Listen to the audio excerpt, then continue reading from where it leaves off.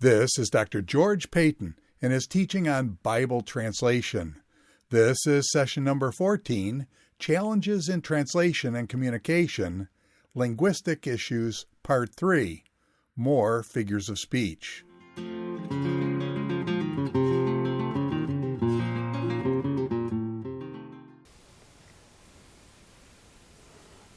We're continuing with our discussion about figurative language, and we want to look at some more figurative language, some more figures of speech that we find in the Bible.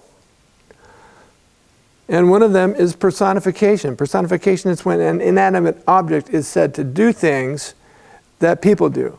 And inanimate objects don't really act on their own. And the problem is that not all languages can do that. Not all languages have that type of figure that they can use. And so, especially when these figures use abstract nouns. And some cultures don't have abstract nouns. And so you have a figure that uses abstract noun doing something, and it is a total disconnect for these people. So you have to think of another way to communicate the sense of what is being communicated.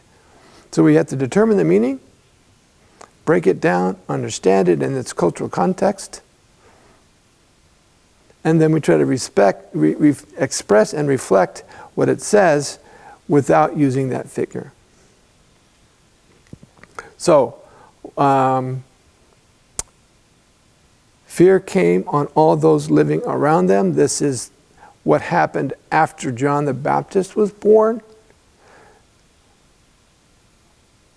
And the people were amazed that this 90-year-old woman or whatever she was has this baby, and the baby's healthy. And so, fear came on all those living around them. That's a verse in the book of Luke. So, what do you say when you see that? All the people around them became afraid, perhaps. Your faith has made you well. Jesus used that a number of times. He used that for the woman with the issue of blood. And again, you have the word your faith. What do you do when you don't have that kind of word? Like, faith is an abstract noun. It's not a tangible, concrete thing. So what did she do? She believed. Because you believed, you were healed. Or even taking it the further step, because you believed in me, you were healed. So we can't always do the straight over thing, particularly when we have these constraints from the language. All right, metonymy and synecdoche is another one that we want to look at. Metonymy is used when one object is used to refer to something else rather than referring to itself. And synecdoche is a part-whole relationship. Now these two words are kind of hard to split apart. When is something a synecdoche? When is something a metonymy? And that's really hard. So in some ways, we just treat it as one category and say this is a figure of speech. And in that figure of speech, there's some kind of reference to something by calling it something else. Okay. And a metonymy usually stays within a particular general domain or frame. Same thing with synecdoche. They stay in the same thing. And remember, we said metaphors go across two different ones. Two radically different things are being compared. Here, you've got something within at least the same category referring to something else in that category. And so, for example, with a metaphor, his room is a pigsty. So his room is human domicile. Pigsty is for livestock, and those are two different frames of reference that a metaphor is connecting. Okay, what about metonymy? We have things like this. I like reading Shakespeare. Sorry, Shakespeare is a person that died so many centuries ago. So Shakespeare stands for what? The writings of Shakespeare, or the books of Shakespeare. Dallas won today. Dallas being the team that you're talking about, whether it's one sport or another. Do you want to go get a cup? So cup represents the drink that's in it. So, you know, Okay, we're going to go get a cup of coffee. The British, they say the term cuppa. Let's go for a cuppa. And that's cup of, right? And in Britain, that usually means tea. Right? So when they say, come over for a cuppa, you know that you're going to get a cup of tea. I'm parked over by the library. Sorry, I'm standing right here talking to you, and I am not over by the library. What's over by the library? My car. So I and my car, again, this is it's my car, right? So that's another thing. The White House announced today. White House then stands for probably the president. The president announced today. But they say the White House, and we all know that. Here's a nice, interesting saying. If pro is the opposite of con, what is the opposite of progress? Congress. And so we say Congress is doing the craziest things these days. Well, Congress is a group of people. So the people are doing crazy things collectively, but we use the word Congress. And so that is one of these figures. Okay, examples of synecdoche. He asked for her hand in marriage. So, I proposed to my wife. She said yes. She said, we need to go talk to my parents. So we went down to her house, and we are having dinner together and sitting in the living room and talking. And then Dad says, so tell us why you're here. And I said, I'm here to ask for the hand of your daughter in marriage. And without skipping a beat, good old dad joke, do you want the rest of her too? Her hand represents her. So that's a synecdoche. It's a part-whole relationship or a whole thing representing some part of it. Nice wheels, which means what? Nice car. Are you saying just the wheels are nice and the rest of it's not nice? No, you're saying the whole thing is nice, but you refer to it as wheels. Hey, I'm going out to buy some new wheels. Maybe I'm buying a new car. You have my heart. Again, heart means the whole person. And so sometimes it's hard to determine whether it's metonymy or synecdoche. It's more important to discern that it's figurative and that it should not be taken literally. And to figure out what is the comparison or what is the association or the relationship between these two things. Okay. So the first thing that we do is to realize that we have a figure. Sometimes it's not obvious, but we have to realize, oh, there's a hidden thing here that we need to consider and possibly break down. So, I have come not to bring peace, but a sword. This is the words of Jesus. He didn't come to bring peace. In other words, he didn't come to make everyone at peace with one another. This is one of those hard sayings of Jesus. But the sword represents what? Fighting, battle, conflict, perhaps bodily injury. We don't know. But the sword is that word that represents these other things. And so that's the same general domain of warfare. So we would say that that is a metonymy of warfare. God will give him the throne of his father David. Okay? We'll talk about that in a second. The hand of the Lord was with them. The hand of the Lord is on you. The first one is talking about disciples. The second one was when Ananias came and talked to Paul. So what do we do when we translate it? Well, we figured it out that it is one. Now what do we do? Once the figure has been identified, determine what it stands for. And so as we said, I have not come to bring peace but a sword. Sword is fighting, warfare, and conflict. What about the next one? God will give him the throne of his father David. What does throne represent? Being a king? Ruling? The authority that David had then. This is actually speaking of Jesus in Luke. That he will come to be a ruler like David was a ruler. And over the people of Israel. The hand of the Lord is the figure of the speech. This whole thing is also an idiom. So we have combined figures all blended together. The hand of the Lord was with them. What does that mean? If you look there, there was some type of blessing. God's presence was with them. God was helping them. In the case of Paul, the hand of the Lord is upon you or is on you. And the rest of that story is, and you're going to be blind for 3 days, and then someone's going to come and rescue you and you're going to see again.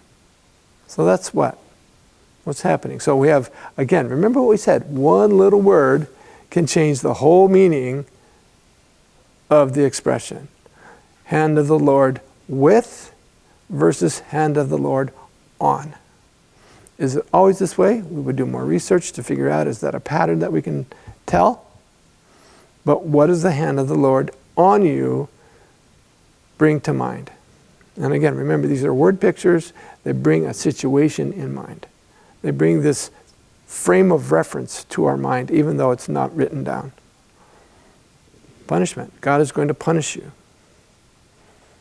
The hand of the Lord was heavy on them in some places. So now we've, number one, figured out what it is. It's a figure.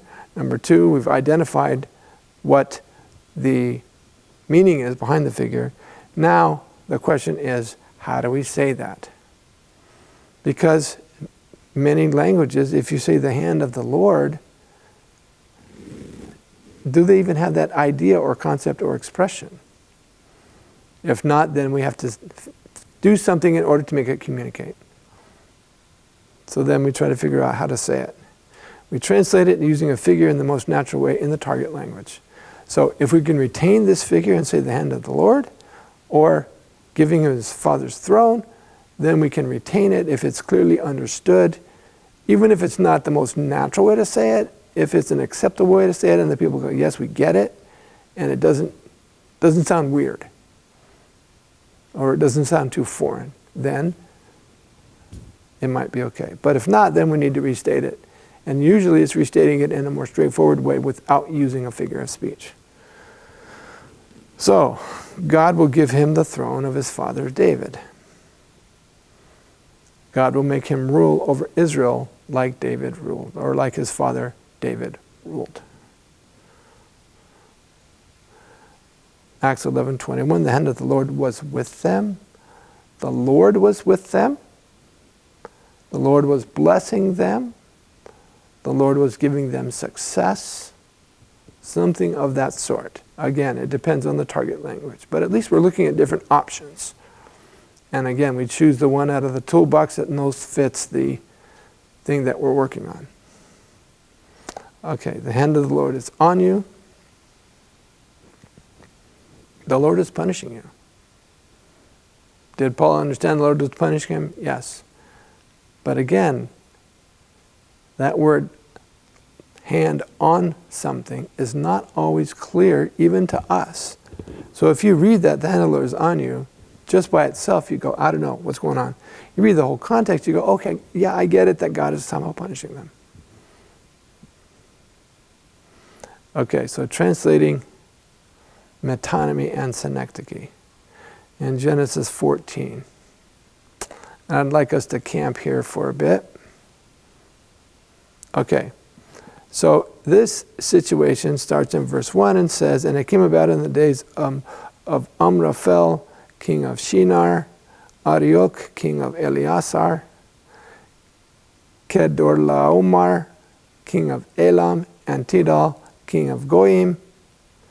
They made war against Bera, king of Sodom, and with Birsha, king of Gomorrah, Shinab, king of Admah, and Shemeber, king of Zeboim, and Bela, the king of Zoar. And these came as allies to the valley of Siddim, that is the Salt Sea, otherwise known as the Dead Sea. So, you've got these 5 kings and these 4 kings. And then they give us a backstory of what happened in between. And they were told that the 5 kings rebelled against Kedorlaomer, was the head king. After being subjugated for a number of years, they said, no, we're going to not do that anymore, and then they rebelled. So the 4 kings mentioned first marched over to where this Salt Sea is, and on their way they conquered these people and these people and these people and these people. And then we hear that they met at this Salt Sea. And the king of Sodom, and the king of Gomorrah, and the king of Admah, and the king of Zeboim, and the king of Bela, or Zoar, came out, and they arrayed for battle against them in the valley of Siddim, Salt Sea, against Kedorlaomer, king of Elam, Tidal, king of Goim, Amraphel, king of Shinar, Arioch, king of Elasar. 4 kings against 5. Now the valley of Siddim was full of tar pits, and the kings of Sodom and Gomorrah fled, and they fell into them, but the ones who survived fled to the hill country. Do we see metonymy / synecdoche here? I hope so.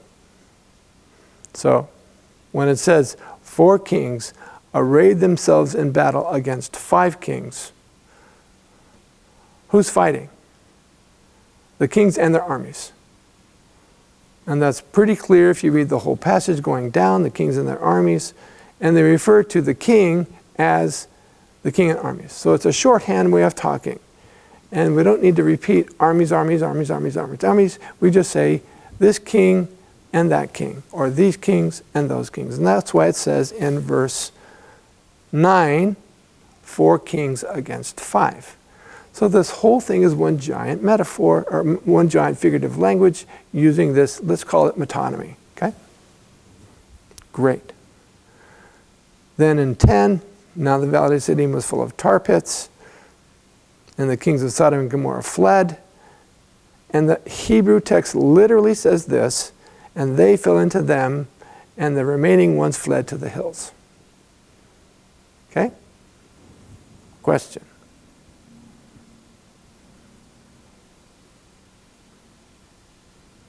Who fell into the tar pits? And who escaped?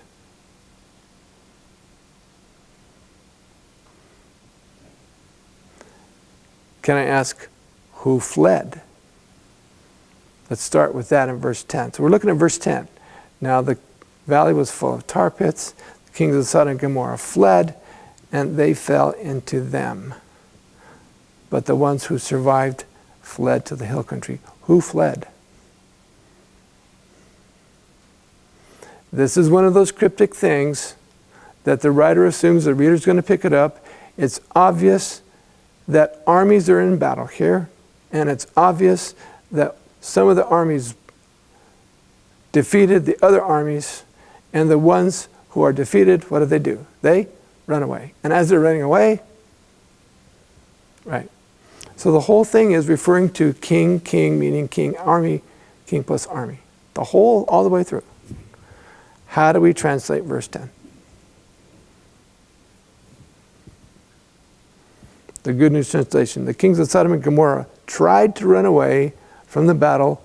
They fell into the pits. The other 3 kings escaped to the mountains. They took the figure literally. And if you look at that and you say, well, it does say they, right? After it says kings. But it doesn't say kings in the Hebrew mindset. king represents king plus army. Also, if you think of the scenario, you have a battleground and you have hundreds and hundreds and hundreds of soldiers fighting.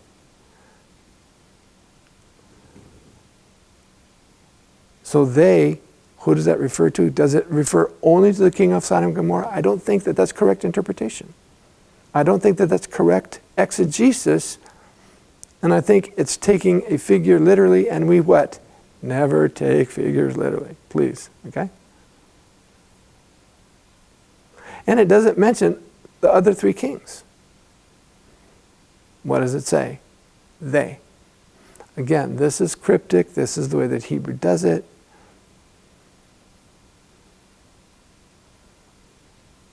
But we see that there's a problem with that verse because it's too literal and it only talks about 5 men.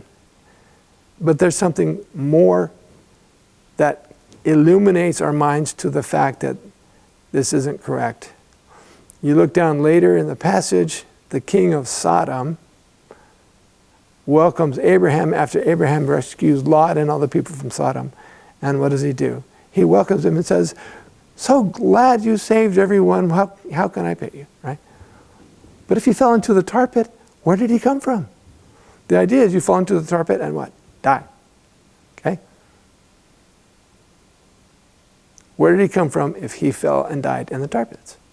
So there's a disconnect there. And so there's a lot of issues here that we really struggle with, and we say, is this correct exegesis?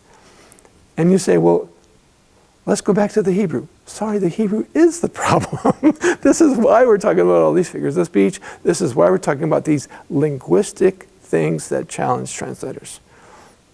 NLT. Some fell into the tar pits while the rest escaped. Okay, that's a little bit better. We can kind of fill in the blanks somewhat. NIV, some of the men fell into them, and the rest fled to the hills. Is that acceptable? I think so. I think it gives the same kind of idea. And we get the idea that men are soldiers. We don't need to say soldiers there. In fact, the Hebrew even doesn't say some. It just says they. Some fell into them, and the rest fled, just like the other ones. And so we get this idea that it's talking about a number, hundreds of men fighting, some of them escaping, and some of them dying in the pits. Okay. So, sorry, we're moving on to metaphors. So, metonymy synecdoche, translate the sense behind the figure if the figure itself does not communicate well. And to be honest, this doesn't communicate well if we translate it literally from Hebrew. If it did, we wouldn't have 3 or 4 or 5 different interpretations. So, spoiler alert, note to self, when the versions disagree, there's a problem to be fixed. When the versions disagree, that means that there's an interpretation issue involved that you need to investigate. There you go. Okay, moving on. Metaphors. Well, it's a metaphor. A metaphor is an expression, often found in literature. Sorry, we already had this.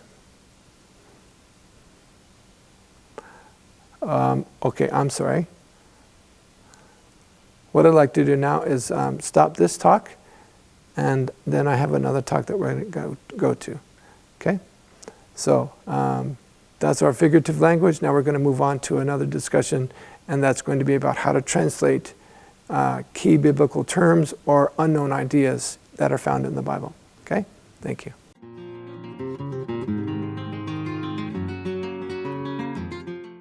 This is Dr. George Payton and his teaching on Bible translation. This is session number 14, Challenges in Translation and Communication, Linguistic Issues, Part 3, More Figures of Speech.